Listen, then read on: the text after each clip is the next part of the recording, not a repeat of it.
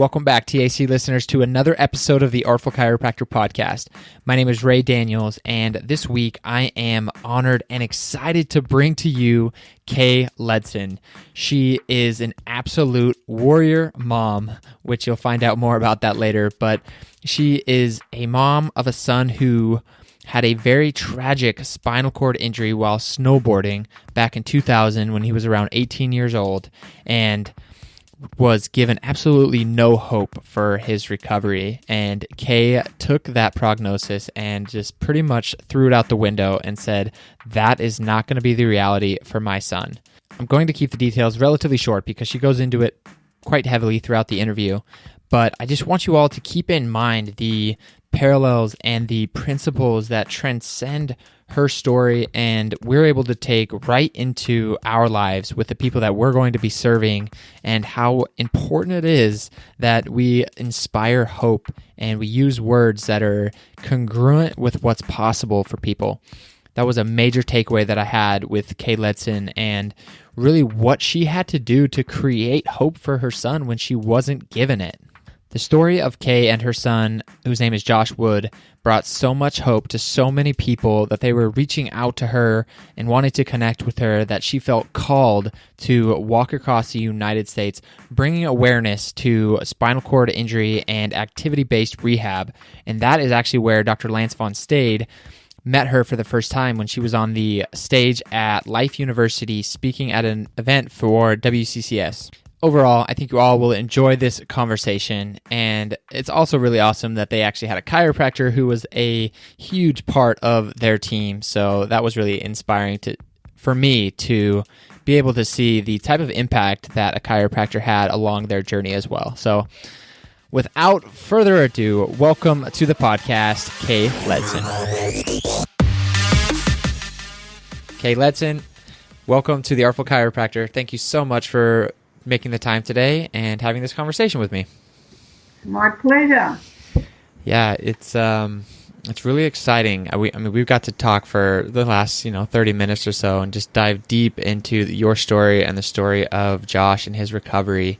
And I'm just really looking forward to sharing this with our listeners because, like I mentioned to you, all of them are going to be going, into a profession where we're working with people and helping them along their healing journey. And there's so many principles and lessons that we can take from your story and Josh's and what you guys have learned and kind of transfer them over. So I'm really looking forward to that. But Kay, to start off, I was actually thinking maybe just to dive into your story a little bit, just because the person that you are and you had to be for your son to go through this healing journey really fascinates me. So I'm curious to see kind of what was your background coming into, this major life-changing event with your son that gave you this conviction and this powerful mindset that you just weren't going to accept certain things and you were just going to give it everything you had for your son. Well, my son was born with some issues with his nasal and hearing capacity as a baby, and he was diagnosed as being an asthmatic when he was about 9 months old, and he was on a lot of medication. So really from when he was about 9 months old to when he was about 4, he was on significant medication. It used to drive me crazy because I'm not a person that likes medicine, but everyone was saying this was the only way we could treat it. So I started to look at alternative things way back when he was young. Okay. And then by the time he was 6, I just said to the doctors, look, he's got to come off all this medication, and they said he would die. And we made sure he had a really healthy diet and that he was always active and he was fit, and he always was. And he never got asthma ever again once we took him off everything. And I know that was a bit sort of radical, but it worked. And so it showed me that there was always another way. So when Josh was 15 3/4, he went to Switzerland as an exchange student. And he was one of the first snowboarders in Australia because snowboarding was quite a young sport. And he started snowboarding when he was 12. So going to Switzerland for him was like putting him with a kid in a candy shop. And he would go to school every day. He would say hello to his teachers and he would walk out the back door and go snowboarding. So for nearly 3.5 months, he snowboarded with some of the best in Switzerland. He had an accident over there. He had a fall and he landed near his coccyx. And at that stage of him having the fall, he was paralysed and was taken to an area where he was able to rest. And then it was obviously just a bit of spinal shock. And within about a half an hour of him laying down resting, he was back snowboarding again. But when he came back to Australia, he said that, I've got this problem with my lower back. And at the time, again, I was having gone through a series of injuries with him with his competing with snowboarding. We had been introduced to a gentleman, a chiropractor called Simon Floriani, and he had worked through an injury with Josh with a torn meniscus that the Team Buller team wanted to operate on, and I was dead against my son at 17 being operated on. So he worked through this meniscus issue with Josh, and we also, at the same time, he had been working through this injury that he'd sustained in Switzerland, and which was a fracture to the L5. So concurrently, he was working with Josh on the L5 plus the meniscus issue. And then Josh, we were going to Europe, and about 3 weeks before we were to go, Josh broke both of his elbows.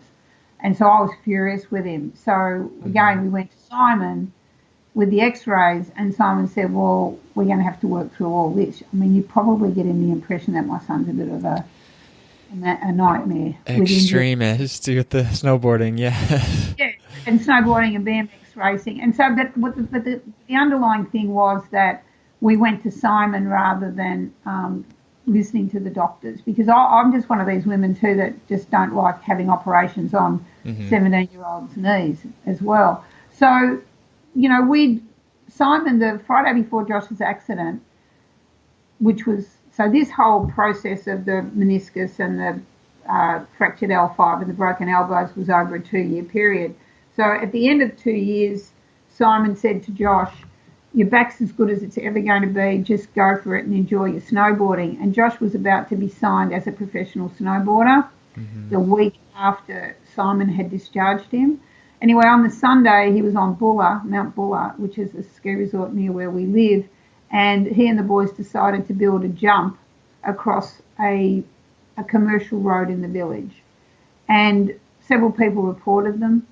And anyway, cut a long story short, Josh was given permission to do the jump. Something went wrong in the air, and Josh landed on his neck, immediately becoming a C5T1 complete quadriplegic. He knew straight away he'd broken his neck. He wasn't knocked out. The boys came racing to him, and he told them to pack his neck in ice, which obviously there was plenty of it. And then once ski patrol came, Josh told them he'd broken his neck, and then they took him back to the hospital on the mountain. And the message I got was Josh had been badly injured, but no one told me what had happened to him. Right. And because we're skiers, it's normal that if the injury's not too bad, they take them down the mountain to the local hospital or they fly them home. And there was all this indecision around Josh, which made me assume Josh wasn't that badly injured.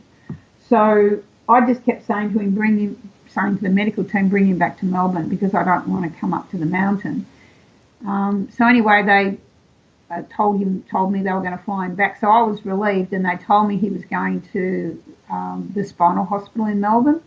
So I assumed that he'd hurt his back, because at this stage, again, I had no clue what had happened to him. And so we went to the hospital, and I'm happy to, maybe you've probably got some other questions to ask me before I go into what happened after that. Yeah, something, I think I read it, might have been on the website or on a previous place where you spoke about it, but was there a moment when he right after he had the injury, there were some moments some thoughts that went through his mind about like how serious it was. And I thought that was pretty, it was pretty inspiring, kind of what went on in his head at that moment of the accident. Well, at the moment of the accident, he did have a choice to live or die.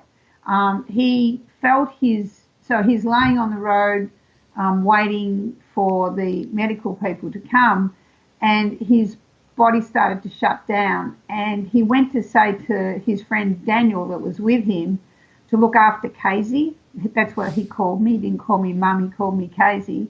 And something stopped him.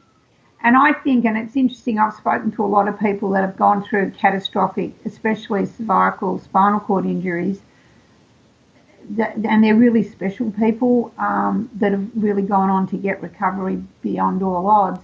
And most of them have had that choice to live or die. And I think that it's very powerful. And I kind of call in my mind, those people the chosen ones, that they're the ones that are going to change the way the medical profession looks at the injury.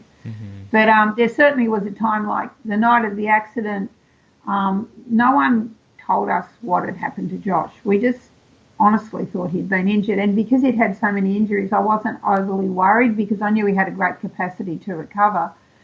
And it wasn't until we went and saw Josh in the emergency room about 9 o'clock. So he was flown into hospital about 6 in the evening. About 9 o'clock, we were asked to go to the emergency room, and Josh was conscious, but he was really heavily drugged. And the doctor said to us, look, we're not quite sure what we're dealing with. And I just thought they were going to MRI his whole body, and I thought they were being thorough. And as I walked out of the emergency room, I started to get these messages from the universe. I had no clue what they meant because at that stage we didn't know what had happened to Josh. And it was massage his fingertips and toe tips.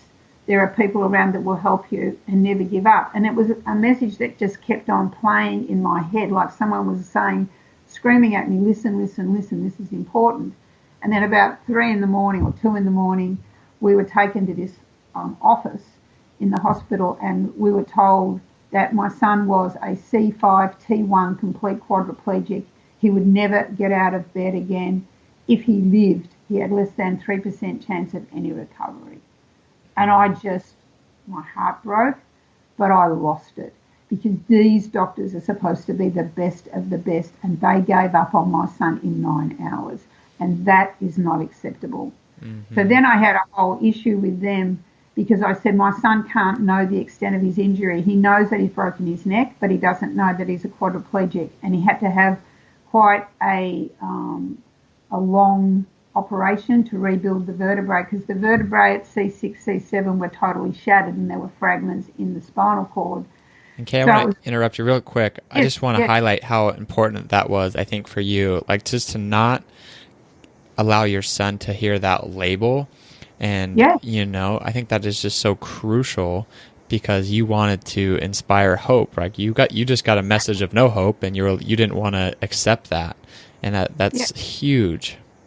Well, the problem for me was I'm an Australian. I expect our medical profession to be the best in the world. We spend a lot of money on insurance and all that sort of thing. And to think the best of the best gave up on my son in 9 hours, and they categorised him. He was a C5 T1 complete quadriplegic. He wasn't even Josh Wood anymore.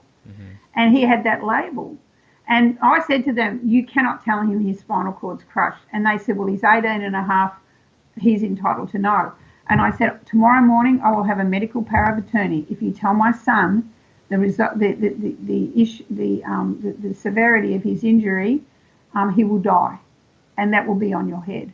So that next morning I went to a lawyer, got a medical power of attorney, presented it to them at 9 a.m. in the morning, and they had to deal with me then. But that was just another level that I had to deal with.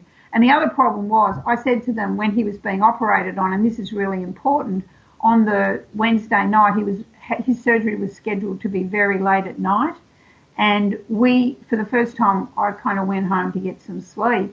And I was very, very precise with the medical team. You are to call me the minute he comes out of surgery so I can be there when he's waking up. I get a phone call at 3 in the morning saying you need to come in straight away. And I said, why, what's happened to my son? And they said, he's really upset. I said, you've told him. The doctor told my son on his own that he had done the ultimate deed to himself and he would never get out of bed again. Oh, my gosh. I drove a half an hour to that hospital thinking, whatever I say to my son, he will either live or die. So I prayed that I had the right words because,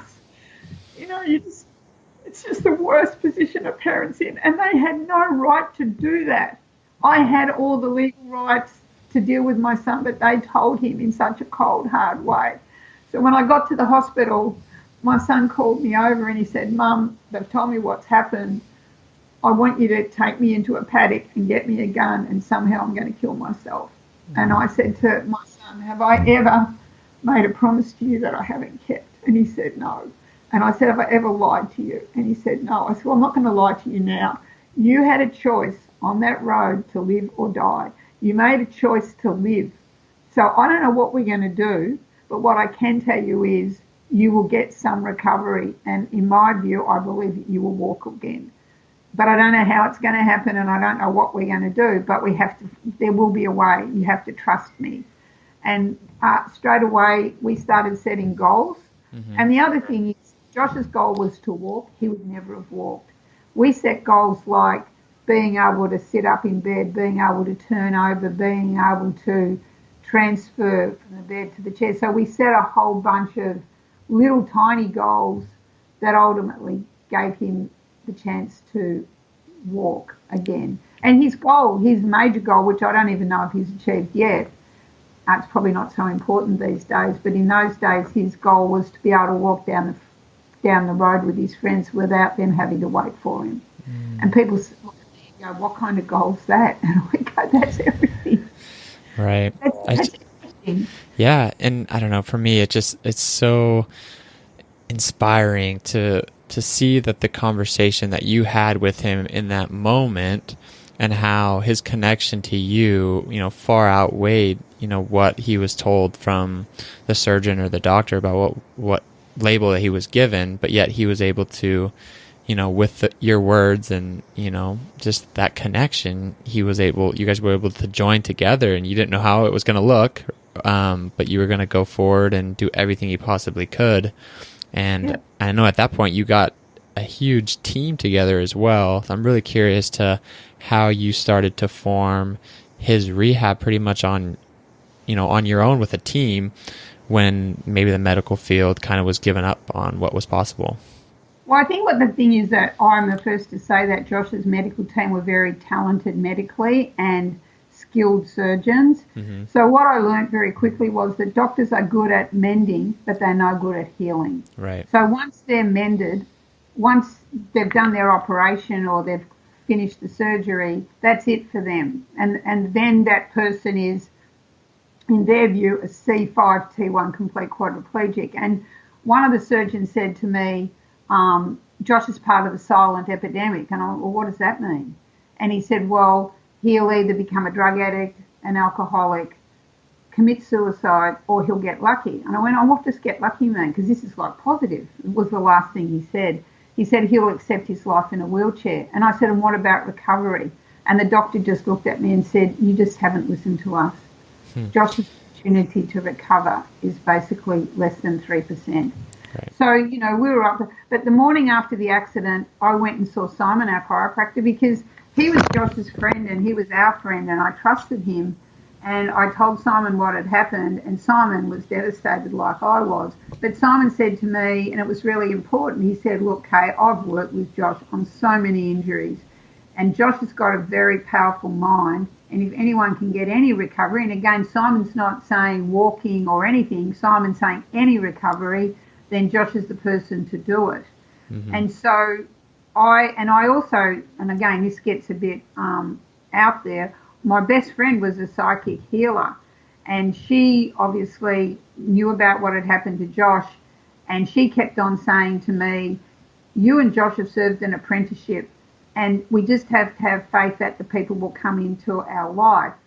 And so the day after the accident, so day one, everyone that came to see Josh had to speak to me first. No one was allowed to go in without speaking to me. I made them understand that Josh was injured, not disabled, and that they had to be positive, and it's called spinal cord injury, not spinal cord disability. and therefore we have to focus on the opportunity that it is an injury and we can get recovery from injury. And if you're going to cry or you're going to be negative, you can't go and see him.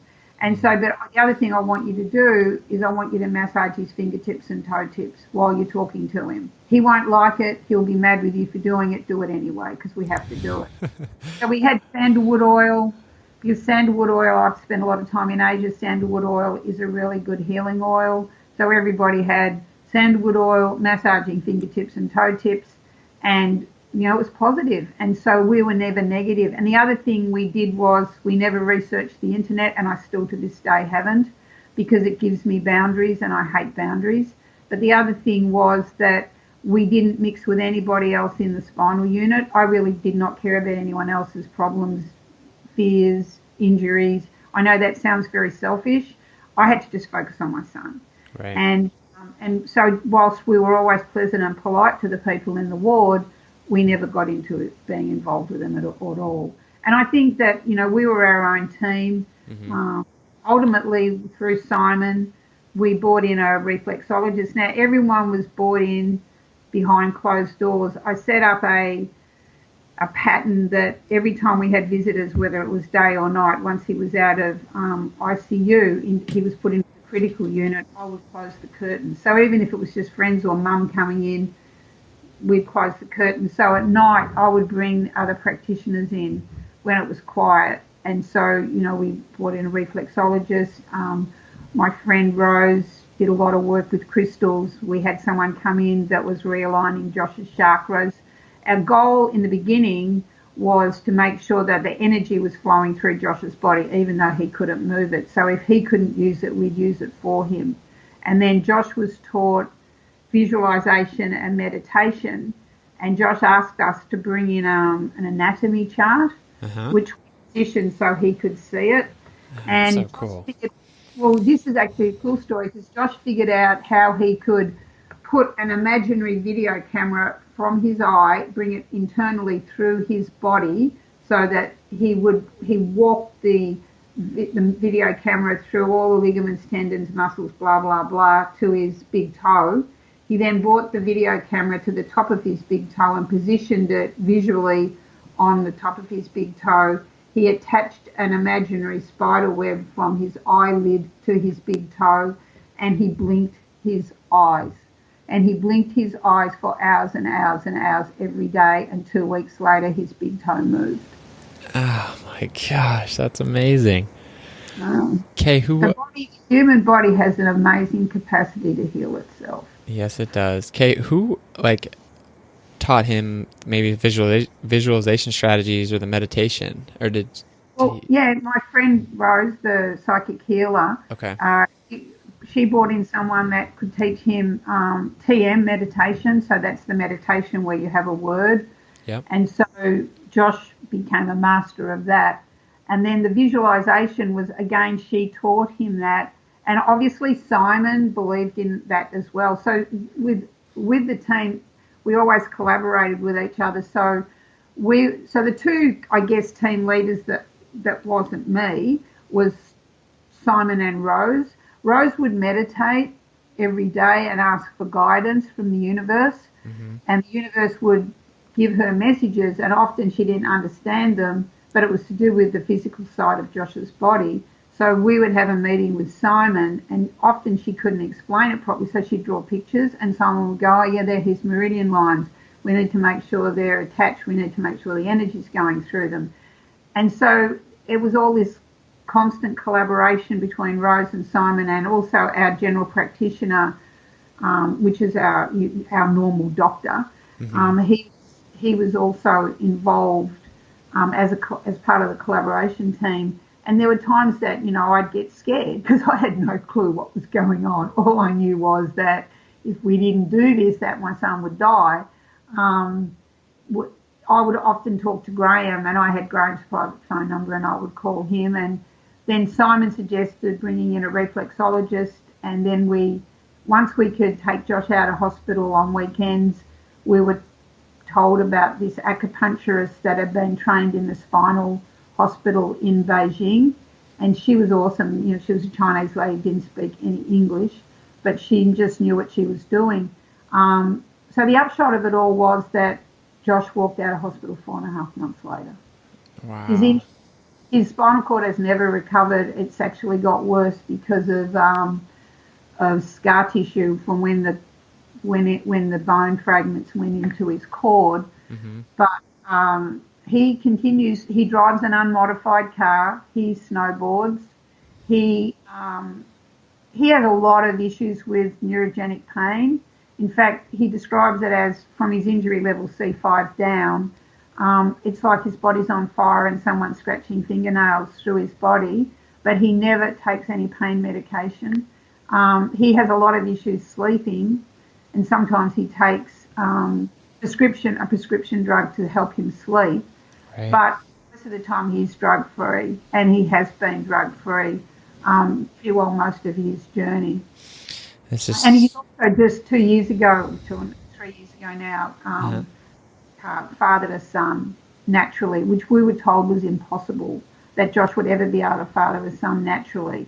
But again, once he and Amelia, his wife, decided that they wanted to have a baby, mm-hmm. they knew they were going to have problems. So they went to Simon, and Simon's wife, Jenny, is a chiro, and she's written a lot of books, and she's really knowledgeable in helping problem couples get pregnant. Uh-huh. Anyway, the shot of all that was that Josh and Amelia got pregnant 4.5 months later. So, our journey with chiropractic has just been phenomenal, and we are so grateful to Simon and Jenny and the team at Vitality.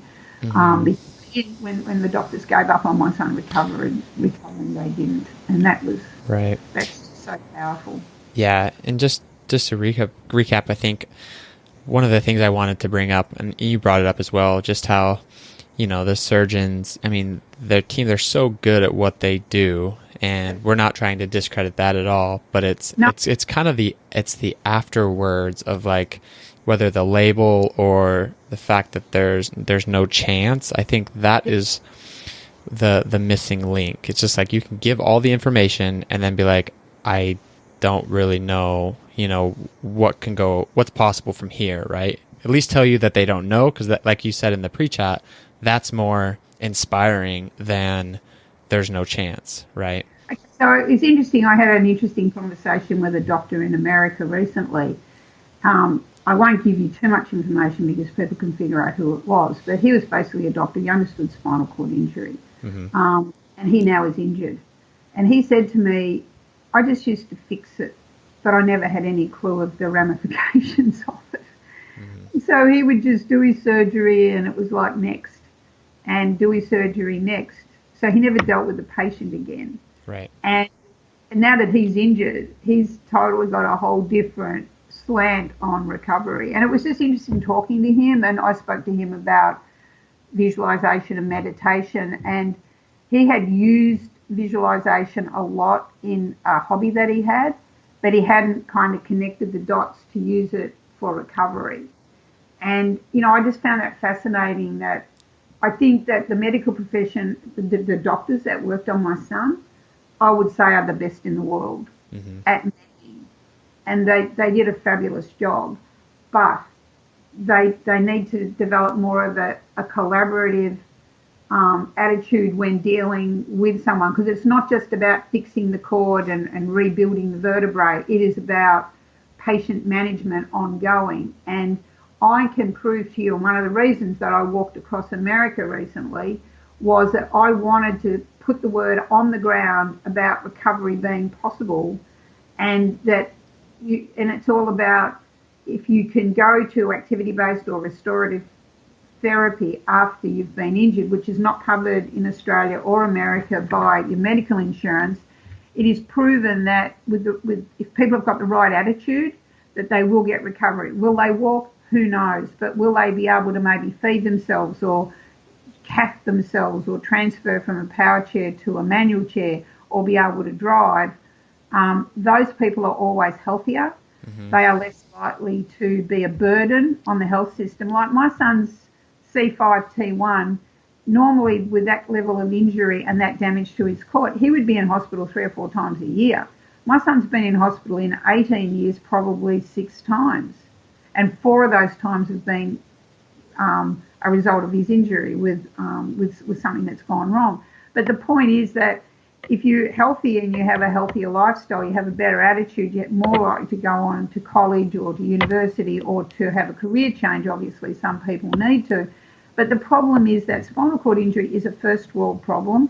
But people, once they're injured, are treated like third-class citizens. People give up on them, and they shouldn't, because careers, especially like professions like chiropractic and reflexology and acupuncture, have got so much to offer someone with an injury, and it's about keeping their body healthy and giving them positiveness and hope when all hope's taken away by the medical profession. And my hashtag is enabled, not disabled. And I can tell you now, from the moment someone has an injury, in the majority of hospitals around the world, before the patient even knows what's happened to them, the medical team are disabling the family. Your child's disabled. Your husband can no longer do this. They tell you what they can't do. And it's wrong. They need to change their attitude. And that was one of my messages with Walking Across America, that we shouldn't disable people with this injury. We should enable them. And the more you enable them, the more chance they're going to have of leading a meaningful life.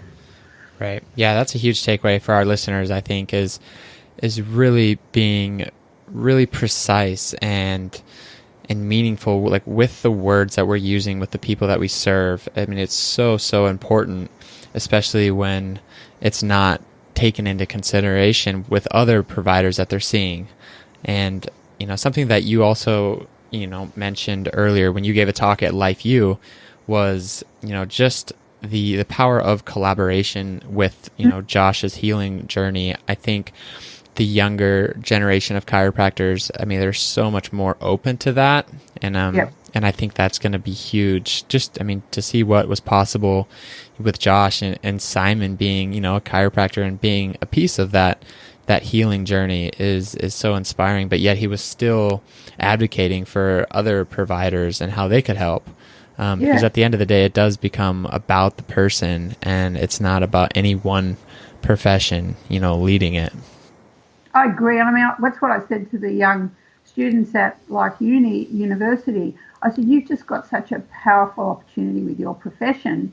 And, just looking at spinal cord injury in recovery, it's like a jigsaw puzzle. There is no one, like we need the doctors to operate properly and to set the patient up. But then we need the other professionals to come in and make sure the body's in alignment, make sure the chi energy's flowing, make sure the chakras are aligned. What we did, someone said to me once, what you did is really hippie-ish. And you can't expect us to do that with our loved one because of this blah, blah, blah. And I went, well, you know what? If you don't believe in what you're doing, if you don't see yourself healed or that person healed, then don't even waste your time, because you have to believe this works. And that's what we always say to people. We never tell people, do this, do that, this will happen. We simply tell Josh's story. Right. And what works for you guys. Yeah. Yeah, and what worked for us. Now, it may not work for you, but we actually have a lot of people with spinal cord injury seeing chiropractors now. And not just in Australia, but in America, because Simon has a really good network. And so, we recently asked Simon to find us someone in one of the states in America. So through his network over there, he finds those people, and then we get the person with the injury working with them. And, that's a big thing, because it's like anything. You've got to know that these people know what they're doing, and not everybody has experience with dealing with someone with a spinal cord injury. I mean, Simon had worked with the Australian Paralympic team, so he had dealt with people with spinal cord injuries before, but he'd never dealt with a brand new one that really we started on Josh's recovery the day after the accident. Mm-hmm. So for us all, it was a learning curve. But I think the thing too that we had with the people that were in our life was we trusted them, and we knew that they were doing the best for Josh to the best of their ability. And it wasn't about money. Simon has never charged us a cent since Josh's accident.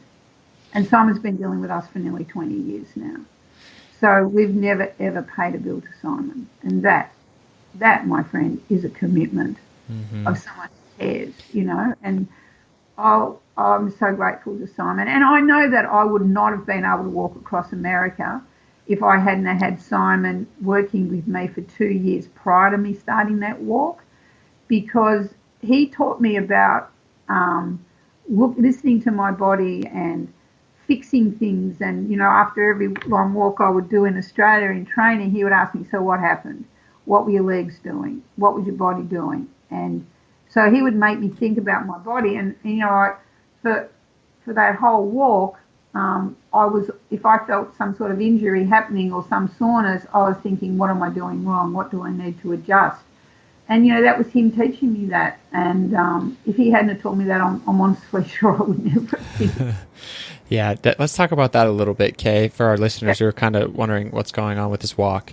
You walked from California to Washington, D.C., a total of 3,102.5 miles. Yeah, don't forget the 2.5 miles. Yes, that's huge, which is unbelievable and so inspiring. And it was really to raise awareness and funding of activity-based therapy, correct?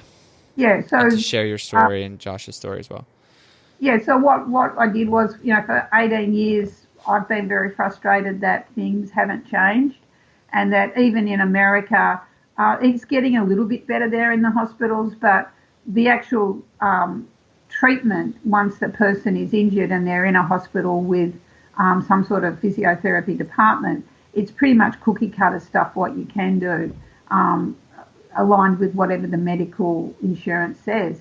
So often people, once their medical insurance cuts out, they have no ability to seek any kind of recovery because it costs money. And if you go to an activity-based therapy centre in America, the hourly rate's somewhere between $85 and $125. What has frustrated me is all the money's going into research for the cure. Unfortunately, if you're not fit and focused, the cure's not going to help you, and there's not going to be just one cure, because we've got to remember that every injury is different. So for 18 years, I've kind of mentored families one-on-one, and there's always another family to mentor. And I just got really frustrated and thought nothing's changed. And I actually said to God, God, what have you given me all this knowledge? What do I do with it? And at this stage, I was living in Australia. Mm-hmm. I had lived in America for 2 years, from 2012 to 14, but I was back here. And God said to me really clearly, walk across America. And I thought, oh, that makes sense. And that's how the journey started. I went and saw Simon, and we built a small team of people. And so on the 26th of September 2017, myself and a lady called Kelly McCall, we had an RV that was donated by a friend of mine. We set out of Carlsbad, California, and we went basically Carlsbad through to just north of Phoenix, from out to Flagstaff, and then Oklahoma, so across Route 66, down through Dallas, and then through, your Mississippi, through Louisiana's, Georgia's, the Carolinas, into Washington, D.C. I walked 22 miles a day, 6 days a week, but often I walked on my day off because I was on such a tight time frame with my visa. I had to keep walking. Mm-hmm. My training for it was just walking around the streets of Melbourne. It hardly prepared me for walking in the desert in temperatures of 110 degrees. I can only imagine. It was just crazy. And then the best part was that once we sort of hit Dallas, the weather started to get cooler.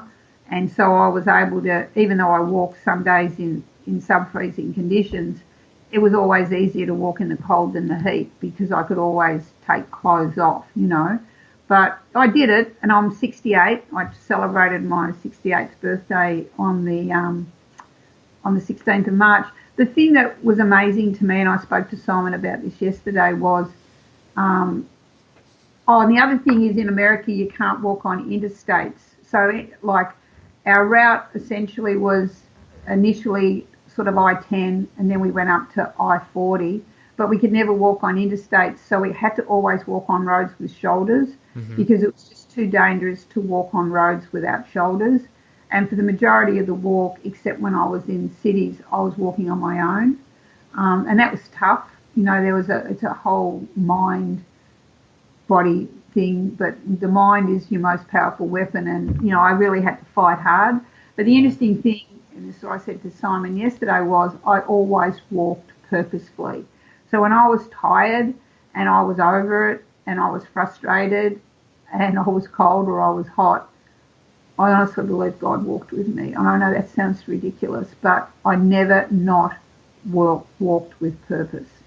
And that to me was phenomenal. I never staggered. I never slipped. I never, tripped. And it was kind of, that's been an amazing journey. My son said to me, you know, you're not a religious person. I said, yeah, no, but I'm really spiritual, and I can tell you that I was meant to do this walk. I was totally meant to do this walk. Definitely. Washington, we actually talked to some of the legislators. I actually met with one congressman and two different congressmen's support team, and they were blown away by our story of recovery and what's possible. So it was pretty cool. I love that, Kay, and I'm so inspired, and my heart is full hearing this story. And I just want to thank you so much for everything that you've done and the people that you've inspired, and that will now, you know, continue to inspire. And I know this message will continue to grow, and more people will hear it, and, you know, so many lives will be, you know, positively impacted and changed forever because of what you've done and the strength that you've had, and as well as your son and what you guys have accomplished together. I just want to say thank you. Also, Kay, I know you have a book, The Warrior Mom, and Josh has a book, The Relentless. Walking Against All Odds. You can get that on Amazon. My book is easy to get. At the moment, Josh's book is just being re-edited, and we should have Relentless Walking Against All Odds out on Amazon probably in the next 6 weeks, but my book's on Amazon already. Okay. And where can our listeners, learn more about you and just stay in touch with you guys as you continue to go on this journey? Well, if you go on Facebook, it's just Kay Ledson, just KayLedson. And also I have a Facebook page called Warrior Moms. It's MOMZ. And then Josh is Josh Wood, Relentless. And then he also has a Facebook page, Relentless, Walking Against All Odds. And he is also on Instagram as well as Josh Wood, Relentless. Awesome. One thing I'd like to say to you is when I met the young people at the university, University, I was inspired because this generation, whether they're chiropractors and I did meet some young physios in Flagstaff, I'm inspired by this generation because they will change. They will change the medical profession, and they will change the way people look at recovery, and I was inspired by them. I agree. Kay, there's so many takeaways throughout this interview, but if there was one main takeaway that all of our listeners, that you would want all of our listeners to take on with them with their journey, as some of them are in practice now and some of them who are getting ready to graduate, what would that be? I think really there's two things. Be proud of your profession because it's phenomenal. But the other thing is that you have to have faith in the human body's capacity to recover. And if it gets the right treatment, it will recover. As to how much, who knows? That's up to, as we say, that's up to the person that's injured and God. But at the end of the day, the human body has an amazing capacity to recover. I love that. All right, Kay, it's been truly wonderful chatting with you. And again, thank you so much for giving back and taking the time to share your message and your inspiring story. Yeah, and I apologise because the gardener's just arrived, so you'll be getting some funny sounds at the end of this. So I'm sorry. No worries. Thank you. Yep. Bye-bye. Bye, Kay. All right, TAC listeners, if you enjoy this one, head over to iTunes or Stitcher so you can subscribe to the podcast and get an automatic download of our newest episode each and every week. While you're at it, we would love a review, a comment, a rating, anything that will allow us to reach more docs and more students and continue to raise the bar in chiropractic performance training. If you haven't yet checked out the artfulchiropractor.com, you can do that for show notes for this episode and previous ones, along with any of the resources that our docs are dropping.